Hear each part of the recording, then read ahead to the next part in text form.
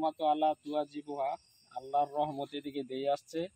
দেখুন পাশে একটা সাধারণ বই, এটা কিন্তু পুড়ে গেছে অনেকটাই, এবং আল্লাহর কোরআন এটা এখন অক্ষতরা আছে।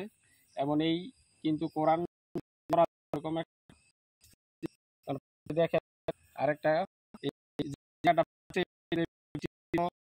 পাখি, ছোট ছোট পাখিগুলো এই জায়গায় অন্য এবং বাস্তব হচ্ছে হয়ে যাবে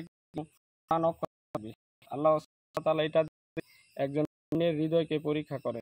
এবং আল্লাহর বাণী সত্য যে কোরআন কোনোদিন শেষ হয়ে যাবে না, কারণ কোরআনের মর্যাদা আল্লাহ নিজে পর্যবেক্ষণ করেন।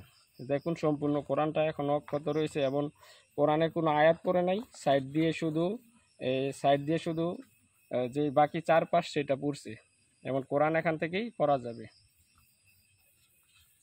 ঠিক আছে।